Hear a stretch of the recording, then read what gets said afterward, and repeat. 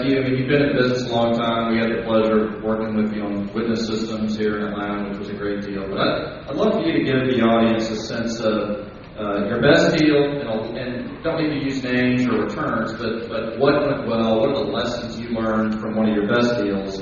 And I know you've never had a bad deal, but if you have had a bad deal, what type of lessons you learned from that, and anything that you can give to this crowd? You know, there's an age-old, I don't know what the right word is, the wisdom that in our business that everybody says, what's the most important thing to have a successful deal? And everybody kind of reflexively says, management. That has not been my experience. And a management team can't make anything out of a D market, because a management team can't make a market happen.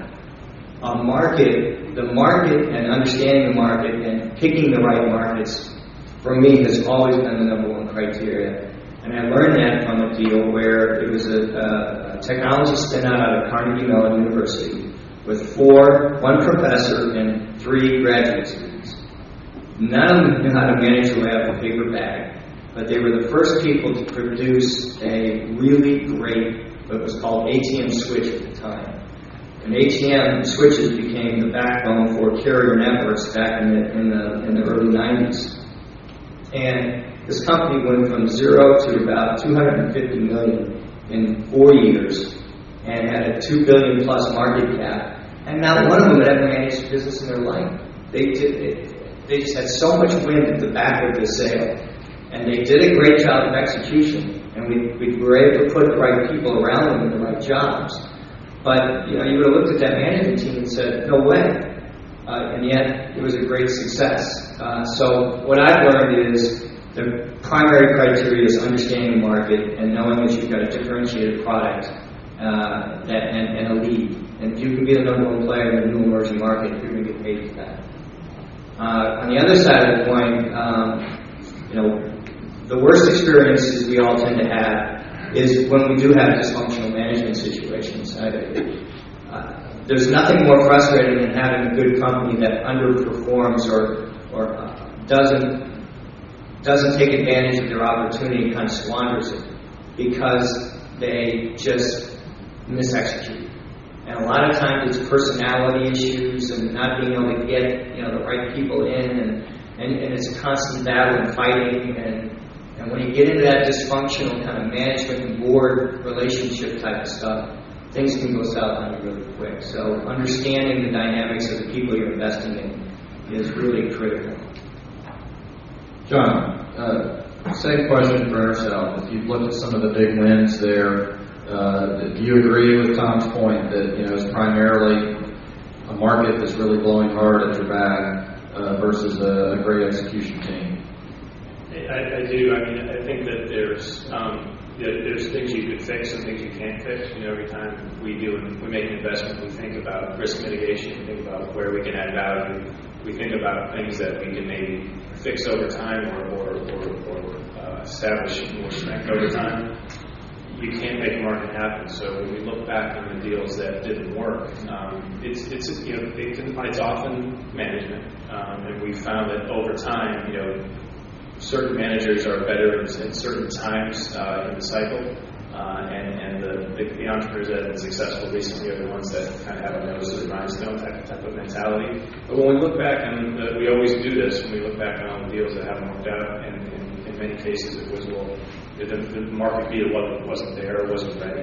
And there's always an argument, well, if you tweak the value proposition, if you maybe come up with a different sales and marketing strategy, you can kind of force the market to grow a little quicker. But that becomes a more capital-intensive and time-intensive exercise to do it that way. So I certainly do agree with that. But I think that the answer to that question actually does change over time, right? I mean, we went through some years where pretty much anything that had the word internet in it was going to work. And now maybe cloud computing is that the same important term that can guarantee success. But there are certainly some markets where you have to be very careful that there's nothing management team can do if there's nothing there. We spend a lot of diligence on that when we do investments. Hooks, one of the the ways the venture business has been successful has been, as an LP asked me in Europe, I don't care about your 10Xs, I care about your 50Xs. Have we moved into a phase where we need to care more about our 3, 4, 5, 6Xs and perhaps mitigate some risk on the downside, or do you still think this is a world where the 50Xs are out there and you just got to keep swinging for the fences as hard as you can?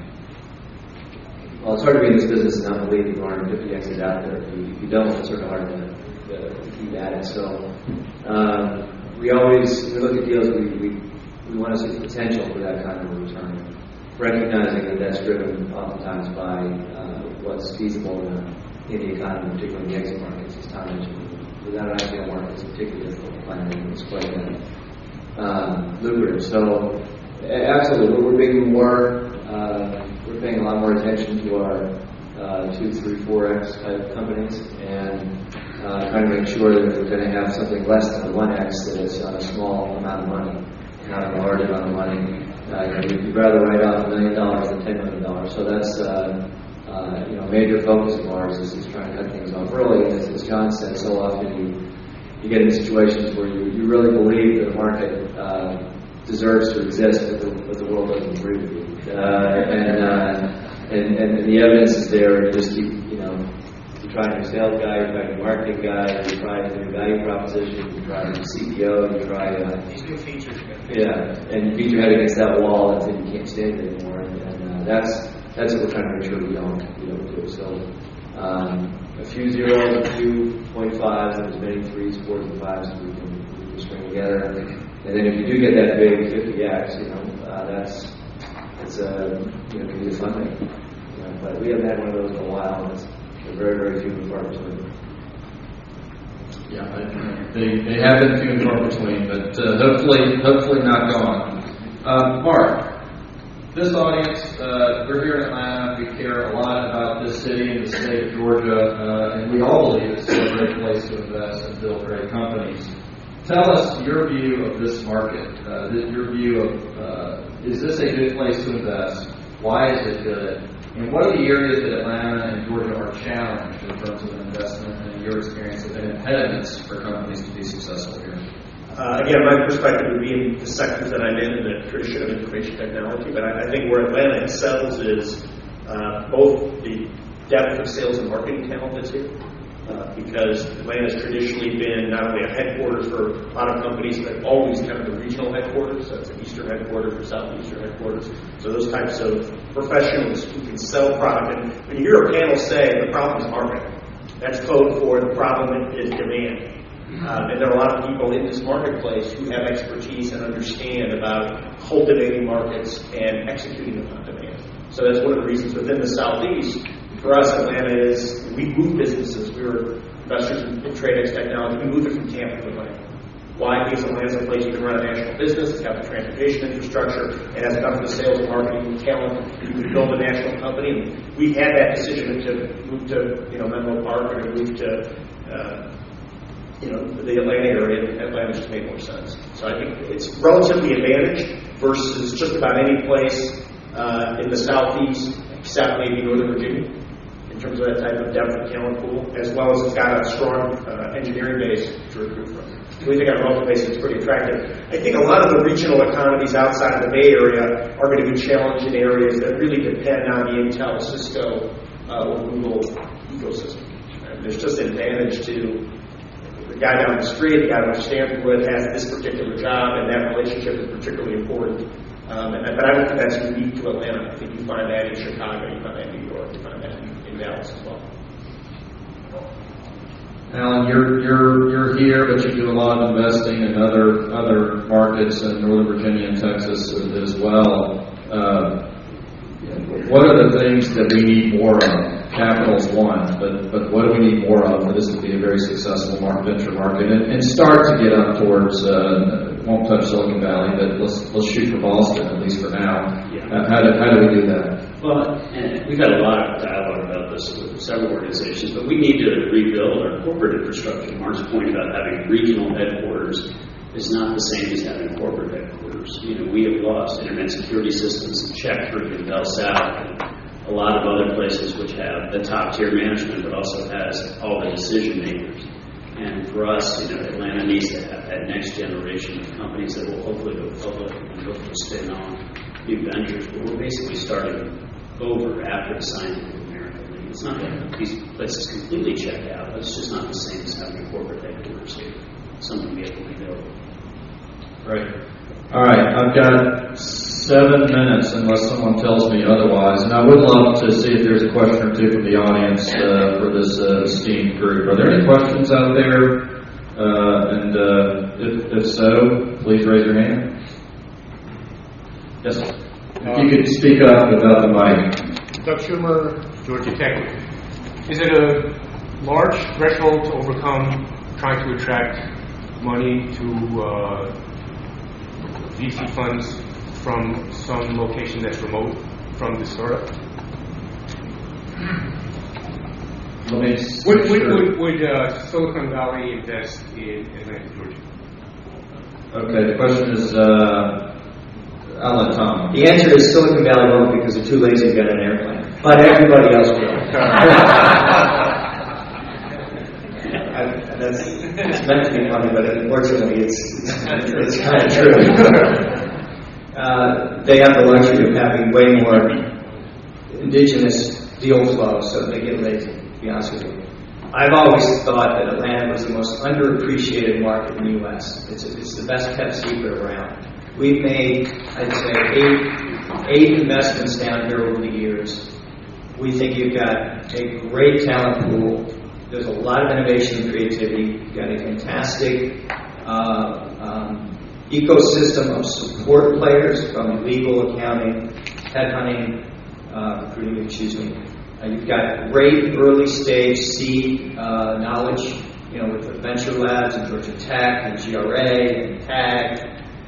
It is a great market. And selfishly speaking, I love the fact that the West Coast guys want to come here because that's better hunting for me. I've always puzzled and scratched my head about why Atlanta doesn't have more indigenous venture capital.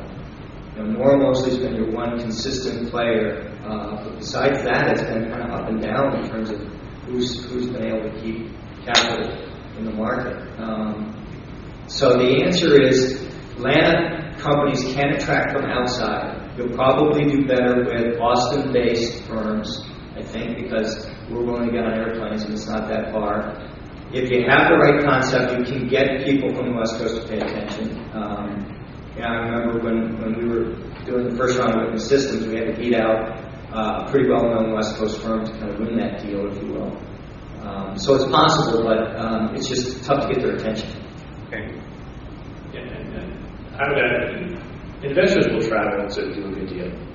I mean, I agree with the West Coast guys have a lot going on in their own backyard, so they maybe be more resistant to it. But we're based in North Carolina, so you want to talk about lack of capital. We're even worse off. We import 90% of our capital there, so we syndicate all the time, and we use that as a barometer within our own portfolio. If you have a good deal, good management team, a good market opportunity, people will travel to invest. It's a convenient excuse sometimes for people that are investors in the company or entrepreneurs in the company say, well, there's not enough venture capital here, that's so we haven't been able to raise the round. It's a good deal, people will get on a plane. That's our job, is to go find people. Is there another question out there? I had one. Just a quick question. John mentioned due diligence, and I may be showing my ignorance here, but what sort of due diligence is there to be done when the new technology may be so new that you just don't know? Like, no one would have told me that Twitter would have been so successful if you told me about that, 5 years ago. Just what sorts of customer surveys or reports, or what do you do for the due diligence to figure out what's going to be the next big thing? Well, that's not a dumb question. It's a very good question. Yeah, I would like to know the diligence done on Twitter. A great question. Folks, if you could answer that, please.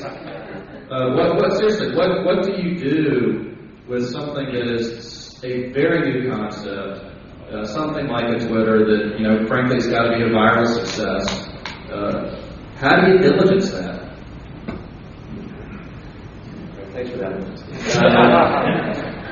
we do have. There's a few ways that we go about looking at something that's really that overlay, and that is a particularly difficult one because you've got a completely native program. So we do have a research group within Valhalla too, what I would call deep dark techies who love to explore new areas both in consumer and business potential markets. They live the digital lifestyle, and they're programmers by technicians and gadget hobbyists by nature, so we often look to them.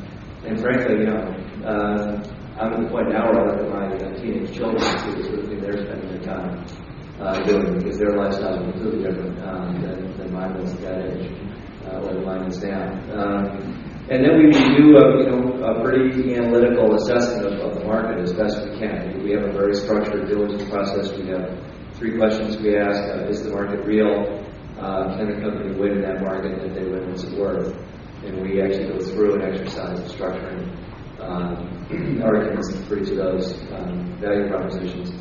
And we involve both the investment professionals like myself, the research team, which is independent, and the finance team to bring together those financial projections. And if we all agree, basically the investment professionals, the research team, and the finance team, that this is a market that can take off, and if it does, it'll be a very profitable market. And that's the judgment we make. And we're wrong a lot, but we do the best we can. I love this. Tom, go ahead. I would just add one thing. It's startup investing in the end is an instinctual gut call. However, we can make it an informed gut call by getting to the very bottom. The bottom line here is the product going to fill a pain point?